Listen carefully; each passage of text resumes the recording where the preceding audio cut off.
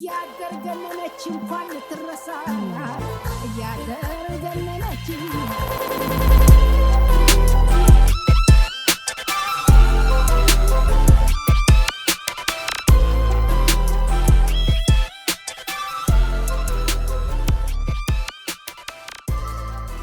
ከባለስልጣን ጋር ቀጥተኛ ግንኙነት ያላቸው አርቲስቶች እነማን እንደሆኑ ደርሰንባቸዋል።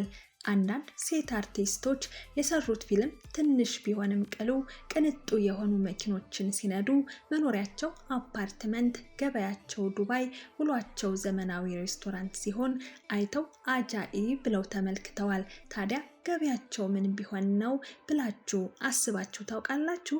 ነገሩ ወዲህ ነው። የእነዚህን ሁሉ የእንስቶች ወጪ የሚሸፍኑት የከተማችን ባለስልጣናትና ባለሀብቶች ናቸው። እንዴት ሆኖ ካላችሁ ከኛ ጋር አብራችሁ እስከ ፍጻሜው ከዘለቃችሁ ሙሉ መረጃውን የምናደርሳችሁ ይሆናል። ቪዲዮን ላይክ በማድረግ ጀምሩ። እንዲሁም ሼር፣ ሰብስክራይብም እንዳይረሳ።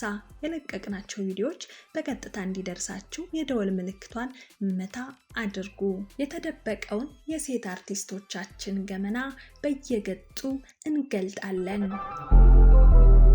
አርቲስት ብሩክታዊት ሽመልስ አለባበሷ፣ ፎቶ አነሳሷ፣ ቅብጠቷና አነጋገሯ ወቀሳና ትችት የሚበዛባት ኢንስታግራም ገጿ ላይ በሚሊዮን የሚቆጠሩ ተከታይ ያላት ተዋናይት ቅንጡ የሆነ የሚሊዮነር ኑሮ እየኖረች እንደሆነ የሚታይ ነው። ከሐዋሳ የልጅነት ህልሟን ለማሳካት ከመጣች ጀምሮ በኤፍቢ በአጋጣሚ ካስት ተደርጋ የመጀመሪያ ፊልሟን እውነት ሐሰት የተባለውን ሰርታለች። ከዛ በኋላ ወደ 20 የሚሆኑ ፊልሞችን ከሰራች በኋላ ጠፍታለች። 20 ፊልሞችን ብትሰራም መቼም የኢትዮጵያ ፊልም ስራ ገቢ ሚሊዮነር ለመሆን የሚያስችል ክፍያ እንደሌለ የሚታወቅ እውነታ ነው። ፊልም ስራ ካቆመች ሰንበትበት ብላለች። እንደ ሌሎች አርቲስቶች ብራንድ አምባሳደር ስትሆን የራሷን ቢዝነስም ስታስተዋውቅ አትታይም። ታዲያ የዚህ ሁሉ ረብጣ ገንዘብ ምንጩ ከወዴት ነው? እንዴትስ ነው ካላችሁ ነገሩ ወዲህ ነው። በአንድ ወቅት ከ1.5 ሚሊዮን ብር በላይ የሚሆን የወጣበት በመቶ ሺዎች የሚወጣውን ውስኪ እየደፋች ስትጨፍር ሶሻል ሚዲያ ላይ በወጣው ፎቶና ቪዲዮ ብዙዎች እየተቸገረ እየተራበ በአንድ ቀን እንኳን አንድ ጊዜ የሚበላው ባጣበት ሀገር በራብ በሚቆራመድበት እንደዚህ መሬት ላይ በመቶ ሺዎች ገንዘብ በወጣበት ውስኪ መድፋት ተገቢ ነው ወይ እያሉ የወቀሳ ውርጅብኝ አዝንበውባታል። ታዲያ ልደቷን ያከበረችው በራሷ ገንዘብ አይደለም። አንድ የጓደኛዋ ልደት ላይ ለመሳተፍ በሄደችበት የተዋወቀችው ሚሊዮነር ገንዘብ ነበር። በዛ የፍቅር ግንኙነት ጀምረው ብዙ ገንዘብ ብዙ ስጦታ እየሰጣት 5.5 ሚሊዮን የሚያወጣ መኪና ተገዝቶላት ከሀገር አስወጥቷት በብዙ ዶላር የሚያወጡ ቦታዎች አዝናንቷት ባይጋቡም ቤት ውስጥ መኖር ጀምራ አዛዥ እመቤት ሆና ነበረም። ታዲያ ምን ያህል ጊዜ አብረው እንደኖሩ ባይታወቅም ይቺው ብሩክታዊት ግን ቀድሞውንም ፍቅረኛ የነበራትና ይህንን ባለሀብት ለገንዘብ ብቻ ብላ እንደቀረበችው ሲያው አዝኖባት ይለያያሉ። ታዲያም ከዛም በኋላ ብሩክታዊት በ1 ሚሊዮነር ብቻ ይብቃኝ አላለችም።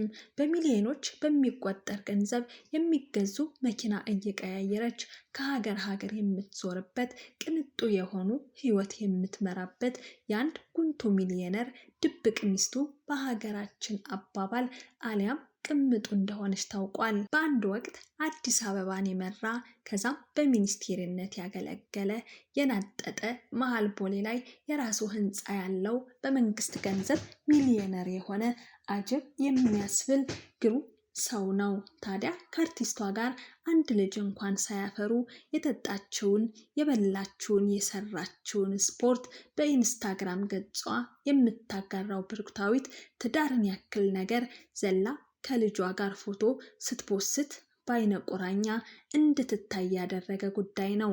መቼም ውድ ቤተሰቦች የነዚህ የአርቲስቶች ጉድ ማለቂያ የለውም። ወደ ሌላኛው የአርቲስቶችና የባለስልጣኖች ጉድ እንሸጋገር።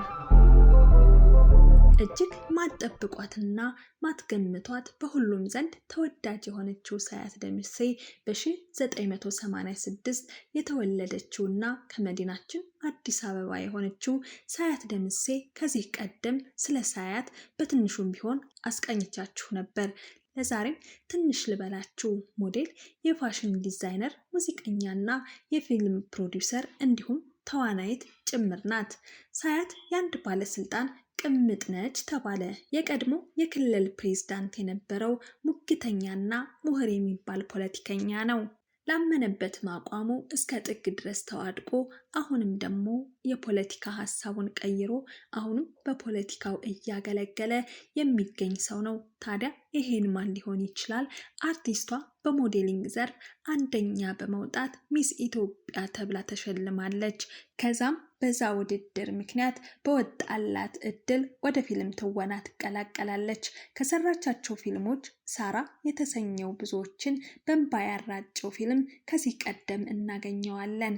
ስላንቺ፣ ላውንደሪ ቦይ፣ የብርሃን ፊርማ፣ ስሜት ወይስ ስሌት፣ ህጋዊ ጋብቻና እረኛ የተባለ ተከታታይ ድራማ በብዙዎች ልብ ውስጥ ያነገሳት ብቃቷን ያሳየችበትና እጅግ ተወዳጅነትን ያተረፈችባቸው ስራዎቿ ናቸው። አርቲስቷ በልጅነቷ በወንድ ተደፍራ እንደነበርና ጥቃት በእኔ ይብቃ በማለት አነቃቂ ንግግሮችን መናገር ትታወቃለች። ሳያት በመልካም ስነ ምግባሯ የምትታወቅ፣ ሚዲያ ላይ ወጥታ የበዛ ኢንተርቪው የማትሰጥ፣ በሽልማቶች ላይ የማትገኝ ናት። የግል ህይወቷ ድብቅ ለማድረግ ብትሞክርም ስለሷ አንድ ጉዳይ ተሰምቷል። በአንድ ወቅት ከባለስልጣኑ ጋር በአዲስ አበባ በአንድ ሆቴል አየናት ሲሉ በድብቅ በካሜራ የተቀረጸ ምስል በማህበራዊ ሚዲያው ሲዘዋወር ነበረም። በዚህም አማካኝነት ከተለያዩ ባለሀብቶች ጋራ ድብቅ የሆነ ግንኙነት እንዳላት ተሰምቷል።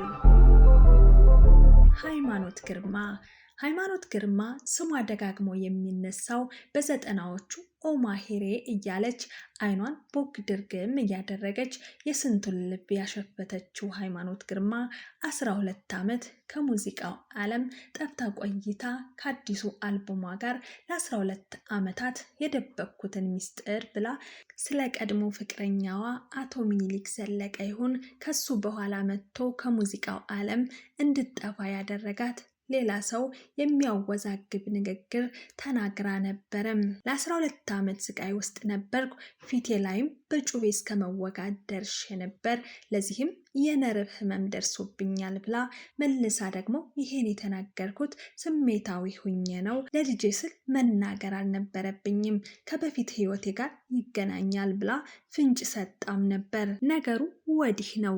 የልጇ አባት አቶ ሚኒሊክ ዘለቀ ነው።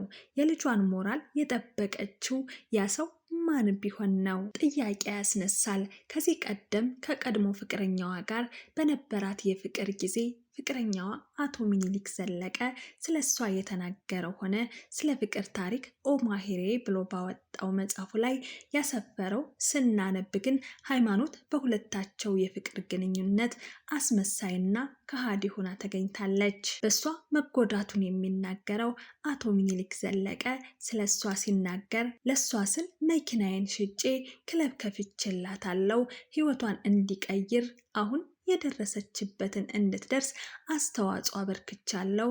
እሷ ግን በራሷ ስም የከፈትኩላትን ክለብ እኔ ከጎኗ እያለው እኔን አርቃ ሙሉ ቤተሰቧ እንዲያስተዳድሩት አድርጋ የእሷን ጥገኛ እንደሆን ገንዘቤን አስጨርሳ ይባስ ብላ ደግሞ ህገወጥ መሳሪያ ያዘዋውራል ብላ የሐሰት ክስ አቅርባብኝ አሳስራኛለች ብሏል በመጽሐፉ።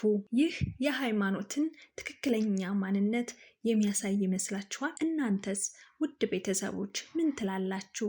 ሀሳብ አስተያየታችሁን ኮሜንት ላይ አስቀምጡልን። ታዲያ አስገድዶ ቤቱ አስገብቷት አንዲት ልጅም አፍርተዋል የተባሉት ባለቤቷ የሀብቷ ምንጭ ይሆን? የምትኖርበትንስ የተንጣለለ ቤት ጂም ያለው መኖሪያ ቤቷን ደጋግማ የምታስጎበኘዋ አርቲስቷ የሀብቷ ምንጭ እስካሁን ግልጽ አድርጋ አልተናገረችም። ትውልዷ ሐረር የሆነው አርቲስቷ ከልጅነቷ ጀምሮ ማንጎራጎር የምትወደዋ ሃይማኖት ካደገች በኋላ የተለያዩ ክለቦች ላይ እየሰራች የምትጣጣረው ሃይማኖት ከዚራ የማንቀይረው እሹሩሩ ኦማሄሬ የሚወደዱ ዘፈኖቿ ናቸው።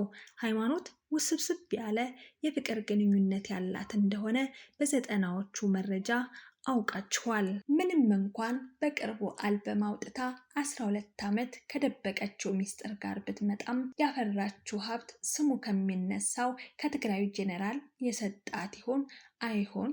እሱን ለቄስ ብለን ወደ ቀጣዩ አለፍን።